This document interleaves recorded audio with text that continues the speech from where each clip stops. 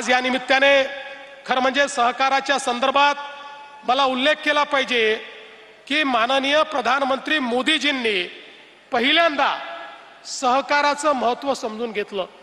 या देशामध्ये इतके प्रधानमंत्री झाले, इतकी सरकार आली, पण सहकार विभाग महत्त्वाचा आहे, हा परिवर्तन करू शकतो असं कधी कोणाला वाटलं नाही। त्यामुळे कृषी विभागासोबत साईडला पडलेला एक डेस्क एवढंच त्या सहकार विभागाकडे पाहिलं जायचं।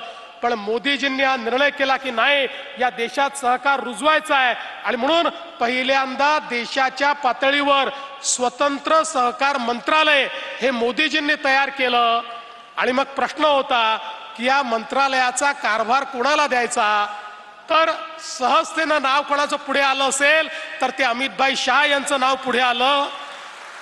अमितभाईंचं नाव याकरता पुढे आलं नाही की ते खूप कर्तृत्ववान आहेत, ते खूप महत्त्वाचे मंत्री आहेत, कुठलंही काम ते करू शकतात, त्यांना फायनान्स मधलं कळतं, केवळ एवढ्या करता नाही तर ते याकरता देखील आलं की अमितभाई शाह हे सहकारातले कार्यकर्ते आहेत, त्यांचं संपूर्ण जे नेतृत्व आहे हे सहकारातनं तयार झालेलं आहे। आणि सहकारी बँकेचे अध्यक्ष म्हणून, जिल्हा बँकेचे अध्यक्ष म्हणून एक गुजरातमध्ये सहकाराची चळवळ फुलवण्याचं काम हे अमितभाई शहांनी केलं।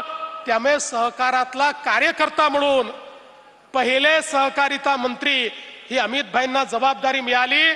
आणि त्यानंतर आपण बघतोय एका पाठोपाठ एक अमितभाईंनी जे धडाकेबाज निर्णय या ठिकाणी सहकार क्षेत्राकरता घेतलेले आहेत।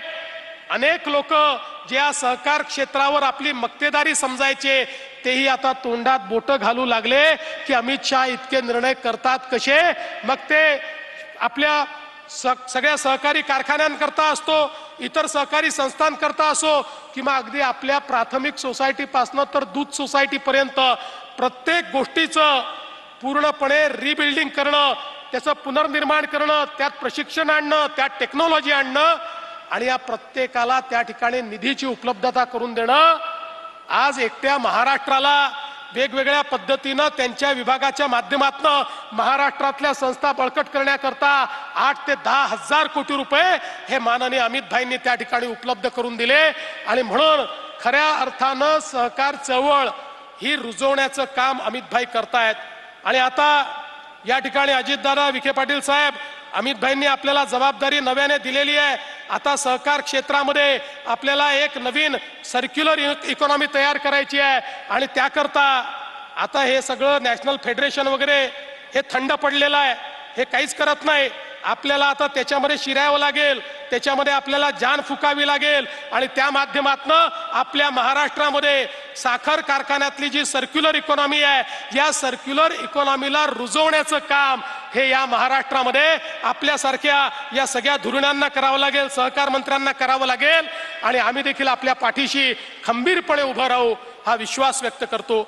मी विखे पाटील साहेब आपलं राजेंद्रजीचे आभार मानतो की आपण आमच्या शेतकऱ्यावर संकट आलं तर आपण 1 कोटी रुपये हे मुख्यमंत्री सहायता निधीला दिले।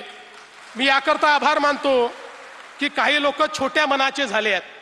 मागच्या काळामध्ये ज्यावेळी उच्चस्तरीय समितीची बैठक झाली आणि आम्ही साखर कारखान्यांना म्हटलं की 30-30 हजार कोटी रुपयाचे व्यवहार होत आहेत, 10-10 हजार कोटी रुपये सरकार तुम्हाला देत आहे, तर तुमच्या नफ्यातनं 5 रुपये हे शेतकऱ्यांकरता बाजूला काढून ठेवा।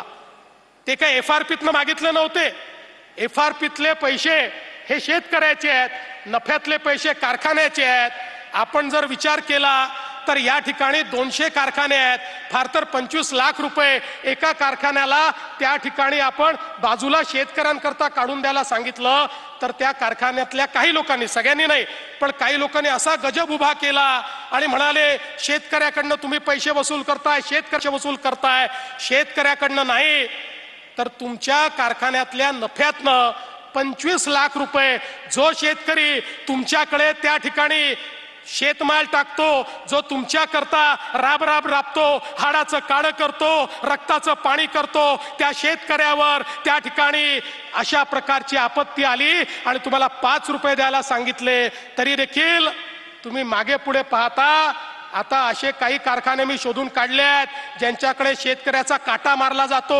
आता त्यांना मी दाखवणार आहे की तुम्ही शेतकऱ्याचा काटा मारून मारून या ठिकाणी पैसा जमा करता आणि शेतकऱ्याकरता 25 लाख रुपये द्या म्हटलं तर तुम्हाला त्या ठिकाणी देण्याची दानत नाही आहे।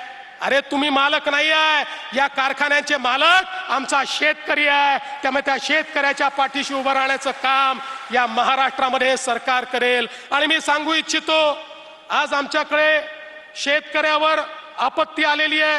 आपल्या अहिल्यानगरमध्ये देखील इतक्या मोठ्या प्रमाणावर कधी पाहिला नाही असा पाऊस आला। आमच्या शेतकऱ्यावर आपत्ती आहे। काही लोक या आपत्तीचंही राजकारण करू इच्छितात, पण त्यांना मी सांगतो काळजी करू नका, आमचं सरकार हे शेतकऱ्याच्या पाठीशी उभा आहे। कालच अजितदादा, मी आणि आमचे एकनाथराव शिंदेजी आम्ही सगळे बसलो आणि शेतकऱ्याला जास्तीत जास्त मदत काय करता येईल या संदर्भातला आराखडा तयार करणं सुरू केलं आहे। आमच्या पाठीशी अमितभाई शहा आहेत, त्यांनी सांगितलं काळजी करू नका, काय लागलं ते केंद्र सरकारच्या माध्यमातून देऊ। त्यामुळे मी निश्चितपणे आपल्याला सांगतो, भरीव मदत शेतकऱ्यांना देण्याकरता राज्य सरकार निर्णय करेल। आणि जे लोक आमच्यावर टीका करतायत त्यांनाही सांगतो, एकदा आरशात बघून घ्या, एकदा आरशात बघा, तुम्ही असताना काय तुम्ही केलाय हे तुम्ही एकदा आरशात बघा, त्याच्यानंतर आमच्यावर टीका करा। पण कोणी किती टीका केली तरी आम्ही पर्वा करणारे लोक नाही आहोत, कारण आम्हाला या ठिकाणी खुर्च्या तोडण्याकरता लोकांनी पाठवलेलं नाही, शेतकऱ्याची सेवा करण्याकरता पाठवलाय आणि ते केल्याशिवाय आम्ही थांबणार नाही। आणि म्हणून पुन्हा एकदा मी या ठिकाणी आमचे राधाकृष्ण विखे पाटील जी, सुजय विखे पाटील या सगळ्यांचं मनापासून अभिनंदन करतो।